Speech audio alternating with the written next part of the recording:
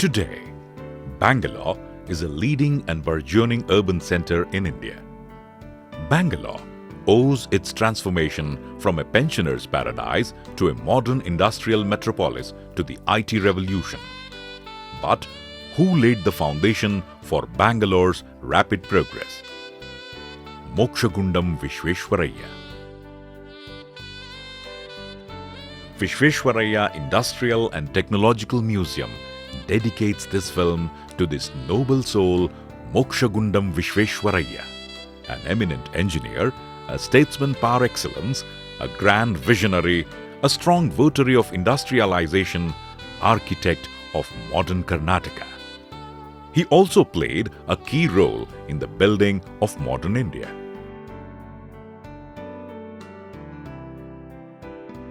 We see a very clear influence of Western idea of modernity in the foundation of modern Indian state today.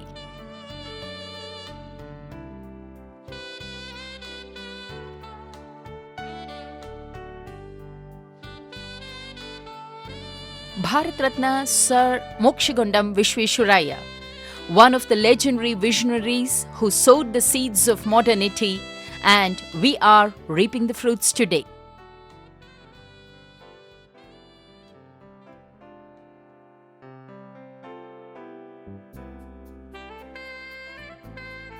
The story of illustrious men and women cannot be retold. Like the great outstanding mountain peaks, such great people invite description but elude definition. This is the story of one such legendary genius of India.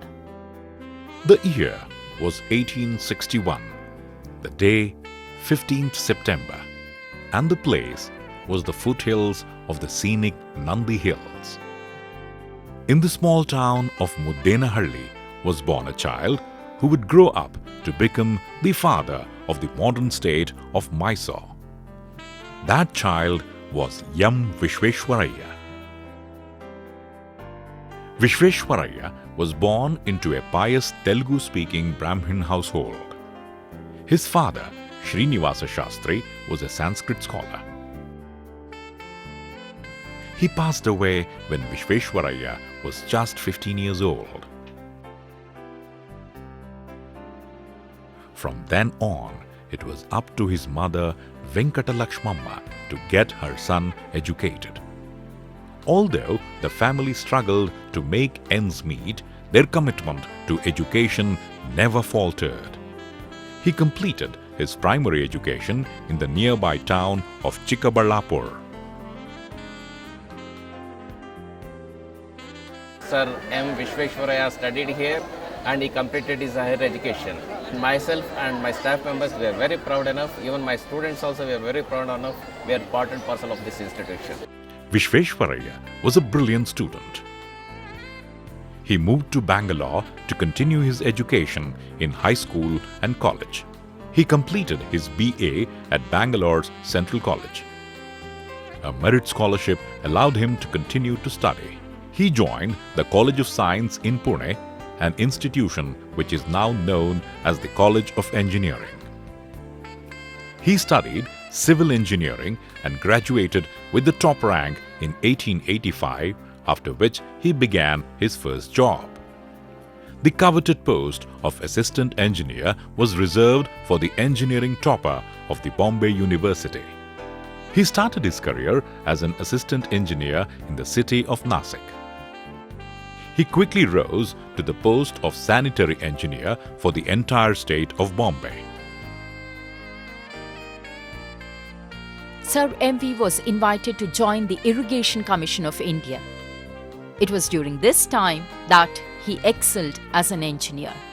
He made outstanding contributions to the Bombay state. To begin with, he was given a greatest challenge of dealing with the flood problem of Khadakavasla, a reservoir which supplies water to Pune city. He thought probably by designing automatic gate, this problem could be solved. And it worked very well, and it is this automatic gate at Khadakavasla that gave him a very big name throughout the world. He developed a complex system of irrigation that increased the storage capacity of a reservoir without increasing the dam's height. This animation explains how this system works. The system is developed based on float and dead weight and pulley and chain. A well and 8 gates constitute this system. At this stage, the float is at the bottom of the well and the dead weight is at the top. Another set of chain and pulley is connected to the gates, which are closed. The well has an inlet pipe 1 feet diameter connected at the bottom that would allow water from the reservoir into the well at full reservoir level. When the water level in the lake reaches the maximum permissible level, water rushes into the well and the float rises up. The dead weight comes down, the gates open and water is discharged. Likewise, when the reservoir level falls, the well gets emptied and the gates close. Everything comes back to initial position. It was first installed at the Khadakwasla Reservoir in Pune in 1903. He later obtained a patent for this marvel of engineering. We remember Visvesvaraya as a technical, excellent personality. There is no doubt about that one. And he was known throughout the world as an engineer. He was asked to deal with a problem at Aden. Aden at that time was under the British control. It is now the headquarters for North Yemen. British troop was having no water supply there at all. Britishers, after all, they were very serious about the welfare of the soldiers. So Visvesvaraya, what he did was, he studied the entire area to begin with, and he located about 96 kilometers away. There was a heavy catchment area where as soon as it rains, it will percolate into the ground and disappears. So Visvesvaraya thought this is the best way to exploit water. What he did was, he asked people to dig well in the bank of those rivers where he could get copious water, and it was pumped to the water tank. From there, through pipe, it was brought to Aden. This is a great really service, and not only that one, ingenuity, that is very important as far as Visvesvaraya is concerned. And all the Britishers, including the chief engineers, they got excited because of his original thinking. In 1909, the Nizam of Hyderabad sought his expertise and service in order to protect his capital city from the flash floods of river Musi. Hyderabad had been dealing with devastating floods. In the Kosawadi area alone, more than 2,000 people had drowned. Visvesvaraya conducted a survey and built 2 reservoirs across this river, the Hussain Sagar and the Himayat Sagar, which protect the city from floods even today. He also drew up plans for the all-round development of the city, which was implemented by the Nizam earnestly. The foundation for Hyderabad's progress towards becoming a leading metropolis were laid by Sir M. Visvesvaraya. By this time, Sir MV had attained a legendary status for his expertise. It was time for service to the motherland. The Maharaja of Mysore appointed him the chief engineer of Mysore state. Another enduring contribution of Visvesvaraya's during this time was the Krishnaraja Sagar reservoir that he planned and built across the river Kaveri. Krishnaraja ಸಾಗರ ಜಲಾಶಯ ಅಂದ ತಕ್ಷಣ ನಮಗೆ ಕಣ್ಣಿಗೆ ಎದುರಾಗೋದು sir M Visvesvaraya ಅವರ ಒಂದು ಕೊಡುಗೆ. ಈಗ ವಿಶ್ವೇಶ್ವರಯ್ಯ ಹೇಳಿದ್ರು, ರಾಜ ಭಂಡಾರವನ್ನು ಜಾಸ್ತಿ ನಾವು ಶೋಷಣೆ ಮಾಡೋದು ಬೇಡ, ನಾವು ಸುರ್ಕಿ ಗಾರೆಯನ್ನೇ ಕೃಷ್ಣರಾಜ ಸಾಗರಕ್ಕೆ ಅಳವಡಿಸೋಣ ಅಂತ ಹೇಳ್ಬಿಟ್ಟು ಅನೇಕ ಲಕ್ಷ ರೂಪಾಯಿಗಳನ್ನ ಆ ಕಾಲಕ್ಕೆ ಉಳಿಸ್ಕೊಟ್ರು. ಅಷ್ಟೇ ಅಲ್ಲ, ಅವ್ರಿಗೆ ಸ್ಪಷ್ಟವಾಗಿ ಗೊತ್ತಿತ್ತು ಸುರ್ಕಿ ಗಾರೆ ಕೂಡ ಸಿಮೆಂಟ್ ಅಷ್ಟೇ ಗಟ್ಟಿ ಇರುತ್ತೆ ಅಂತ. ಇವತ್ತಿಗೂ ಕೂಡ ನಾವು ಕೃಷ್ಣರಾಜ ಸಾಗರ ಜಲಾಶಯಕ್ಕೆ ಹೋದರೆ ಮೊದಲು ಅನ್ಸೋದು, ಅಯ್ಯೋ ಇದು ಸುರ್ಕಿ ಗಾರೆಯಿಂದ ಮಾಡಿದಂಥ ಒಂದು ಅತ್ಯಂತ ದೊಡ್ಡ ಜಲಾಶಯ ಅನ್ನೋ ವಿಚಾರವನ್ನು. At the time, it was the largest dam built in Asia. Looking at the dimensions of the dam gives us an idea of the sheer magnitude of Sir M. Visvesvaraya's accomplishment in bringing it to fruition. At a height of 130 feet, a length of 2.8 kilometers, with 171 iron gates, out of which 48 are the patented gates of Sir M. Visvesvaraya. The reservoir completely transformed the state. The arid land could now be irrigated through artificially built canals. This made it possible for the farmers of the area to grow excess paddy and sugarcane, which led to a flourishing sugar industry in the adjoining district of Mandya. This built up the industry so much that it is now called the Sakkare Nadu or Sugar City. The reservoir remains a lifeline to this part of the state and is the main source of drinking water for all of Mysore city and almost the whole of Bangalore city. Krishnarajasagar Dam is locally known as Kannambadi Katte. It took 20 years to construct from 1911 to 1932. The enchanting Brindavan Gardens nestled here is a popular tourist spot. Mahatma Gandhiji once said that Krishnarajasagar alone would immortalize Visvesvaraya. He is still revered by the people of the region. Sir M. Visvesvaraya literally transformed the lives of the people like no other had. Impressed by his work, experience, expertise, his knowledge, his personality and statesmanship, the Maharaja of Mysore elevated him to the post of Diwan in 1912. Sir M.V. was the Diwan of Mysore for 7 years. He literally transformed Mysore into modern industrial state and truly came to be known as the father of modern Mysore state. They say that power corrupts, but a person's character is only truly put to the test when he is in power. Before accepting the position of Diwan of Mysore, Visvesvaraya invited all of his relatives for dinner. He told them very clearly that he would accept the prestigious office, but on condition that none of them would approach him for favors. It was during this time that his statesmanship and administrative capabilities came to the fore. He put the economy of the state into a government-driven planned economy mode.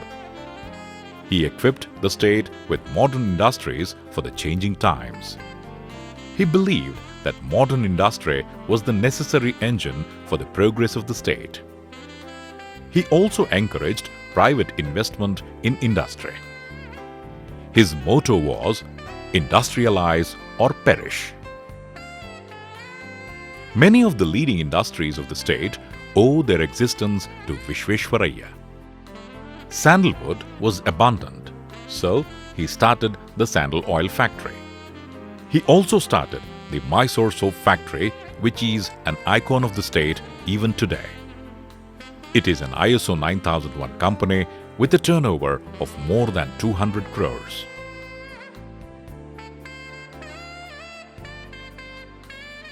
As a long-time advisor to the Tata Iron and Steel Factory, Visvesvaraya concentrated on the iron ore deposits in the state. He started the Mysore Iron and Steel Works in Bhadravati.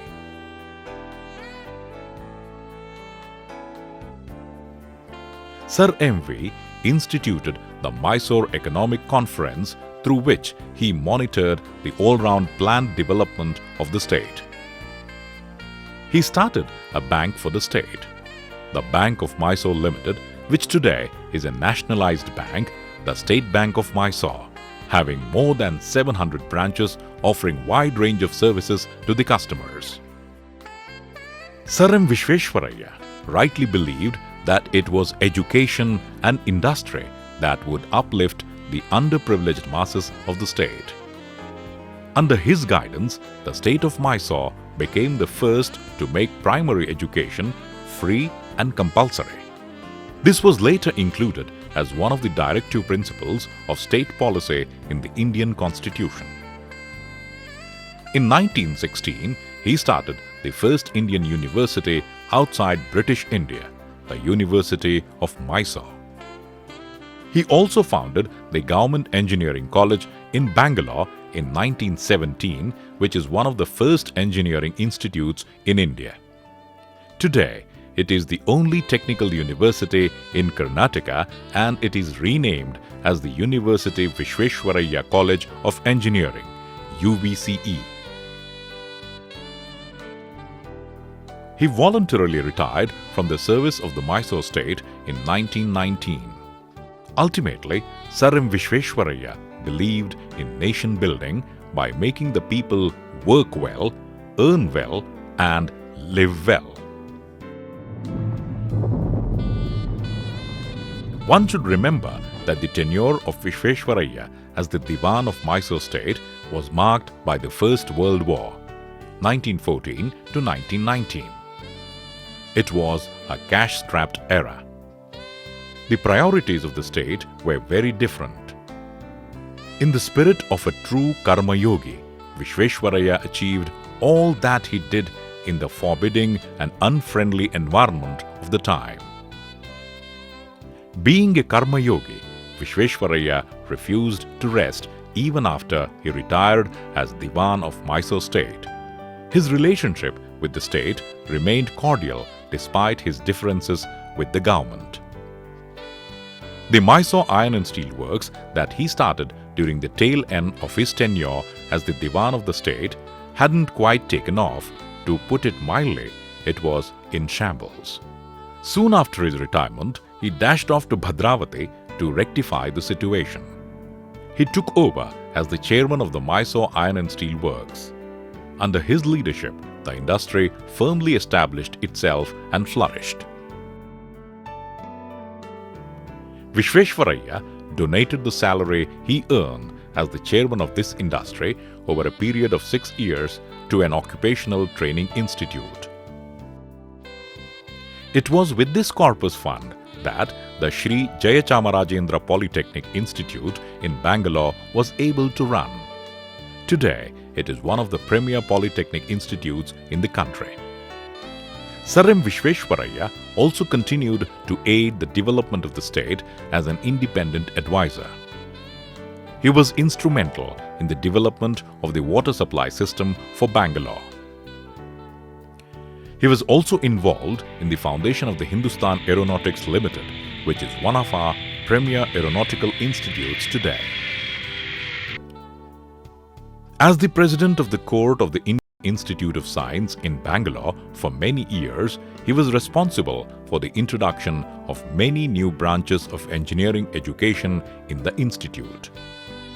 Visvesvaraya also conducted a study and prepared a report recommending the industrialization of rural areas, which Mysore state accepted and later implemented. His counsel was highly sought after all over the country. He made significant contributions to the town planning and water supply efforts in many cities such as Surat, Pune, Bhopal, Baroda, Nagpur, Gwalior, Indore, Kolhapur and Ahmednagar, not to mention Bangalore, Belgaum, Bijapur and Dharwad. His other achievements included a railway bridge in Bihar across River Ganga, Mahanadi flood control work in Orissa, and so on.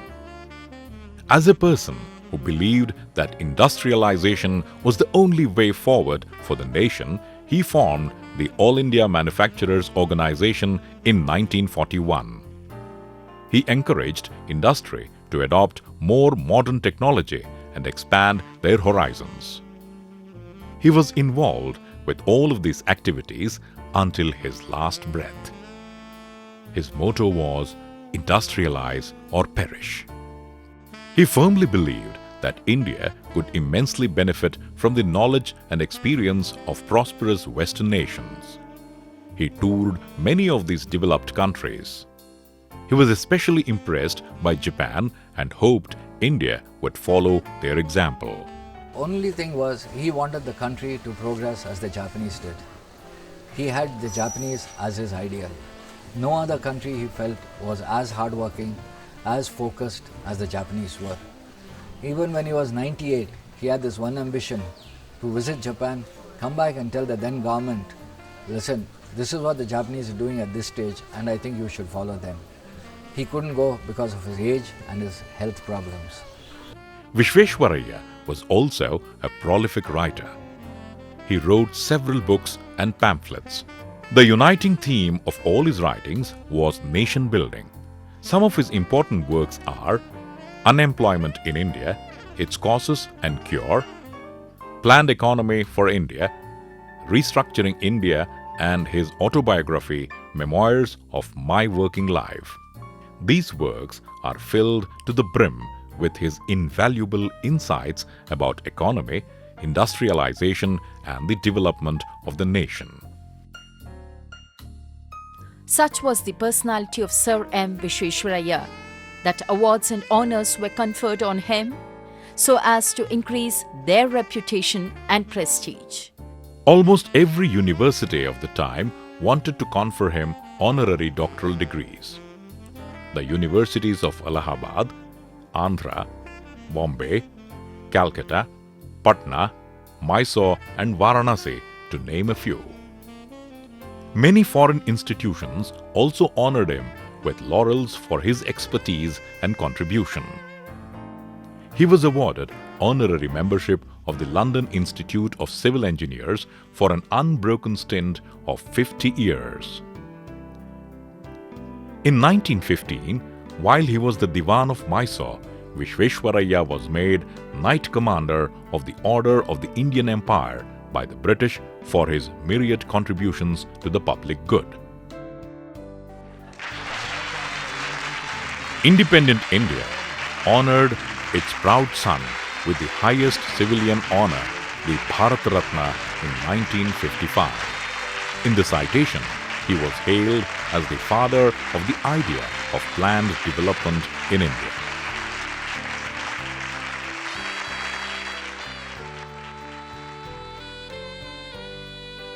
His birth centenary was celebrated as a festival of Mother India at Lal Bagh in Bangalore in 1961. Jawaharlal Nehru, the then Prime Minister of the country, flew down to honor this great son of India. Unaffected by all these accolades, he lived on without any grandeur until his last breath in his old house at Bangalore. Sir M. Visvesvaraya passed away as a centurion on the 14th of April 1962. He was cremated at Muddenahalli as per his wishes where he was born. There is a memorial to him in Muddenahalli. In his last will and testament, if you really see, it is very clear that no money of his, I think it was around 30 or 32,000, was left behind him with the State Bank of Mysore. Not 1 rupee was given to the family, but it all went to his driver, his secretary, his staff. He said they deserve it. Usually people ask me about my association with Sir M.V. I wonder what I have to say, but it was just like any other household, but it was a bit different, I can say. He got used to the family life. He started participating in the family activities. He lived all by himself for 50 years. Yet, I can say he was a family-oriented person. Whatever it could be, he remains an inspiration to young and old. But if there was a man to whom the work was religion, it was Sir Visvesvaraya. He was not prepared to sacrifice at the altar of convenience. He was punctual to the dot. He was the master of time. Maintain high character, discipline, punctuality, and behavior. This at every letter he used to write to my husband. And they were his watchwords. What I have learned from Sir M.V. after staying so long with him. Yes, I also try to keep up the time. Not trying, I do keep up the time. That's the only principle I could imbibe. Visvesvaraya's legacy is a part of the collective soul of modern India. Every year, the 15th of September is celebrated as Engineers' Day. In his honor, conferences are held and outstanding engineers are honored and rewarded.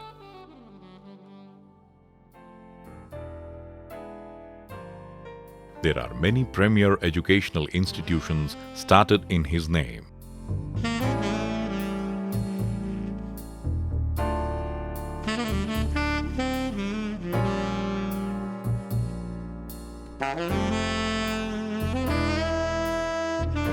The Visvesvaraya Industrial and Technological Museum at Bangalore is one place that is truly dedicated to the vision of Sir M.V. and that it places industry and technology under one roof.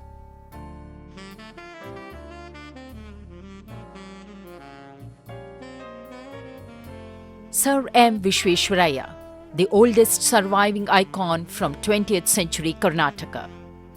Enthusiasts of industry see in him an early champion of modern industry.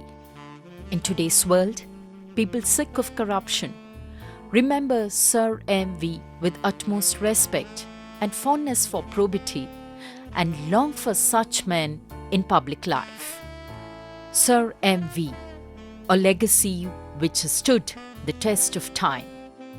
And have regular targets. None of us will ever have the privilege of interacting with the great man. But his voice, as preserved in this recording, will continue to inspire generations to come. Setting a big scheme, there will be many points to consider. So there was nothing complete.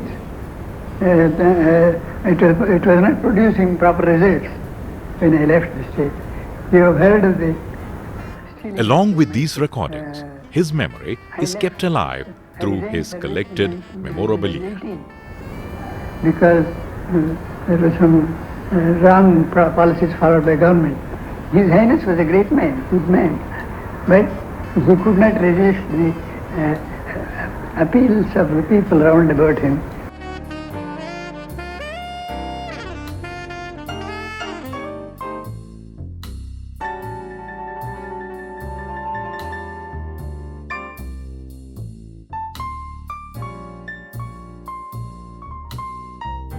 This is about as close as we will ever get to Sir M. Visvesvaraya, a visionary, educator, nation builder, and possibly the greatest engineer India has ever produced.